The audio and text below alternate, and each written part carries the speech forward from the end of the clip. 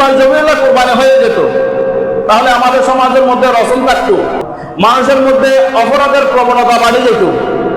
ইব্রাহিম খলিলুল্লাহ স্বপ্ন দেখেছেন, আল্লাহর আদেশ পালন করার জন্য ইসমাইল জবিউল্লাহকে মিলায় নিয়েছেন, আল্লাহর পক্ষ থেকে পশু এসেছে, সে পশু কোরবানি হয়েছে।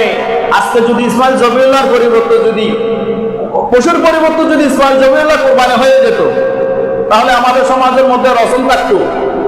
আমরা ধরে ধরে নিজের সন্তানকে আল্লাহর নাম শুরু করে দিতাম, সবাই করে দিতাম, মানুষের মধ্যে অপরাধের প্রবণতা বাড়ে যেত।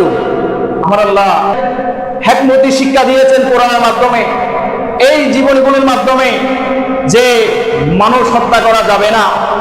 আল্লাহ নির্দেশ দিয়েছেন, আল্লাহ আদেশ দিয়েছেন, নির্দেশ আদেশ থাকার পরও ছুরি চালিয়ে দিয়েছে।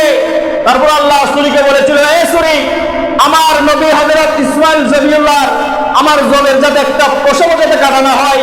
খলিলুল্লাহ নির্দেশ দিয়েছে, এ ছুরি, তুমি আল্লাহর হুকুম পালন করো, আল্লাহ আমাকে যে আদেশ দিয়েছে তুমি ইসমাইল জবিউল্লাহর গলা কর্তন করে দাও।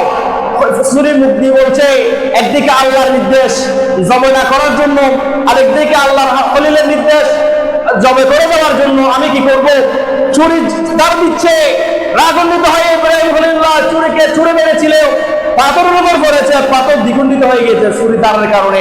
বলে না সুবহানাল্লাহ, ইব্রাহিম হযরত ইসমাইল জবিউল্লাহর একটা পশমও কাটে নাই। আর সেক্ষেত্রে আমরা মানুষ হত্যা করে ফেলি। আল্লাহ চেয়েছেন কোরবানি, আল্লাহ কোরবানি চাওয়ার পরও এই কোরবানি নিয়েছেন পশু দিয়ে, দিয়া ক্ষতিপূরণ দিয়ে। কখনো যদি এরকম কোনো মান্যত হয়ে যায়, আপনি মানুষ হত্যা করতে পারবেন না।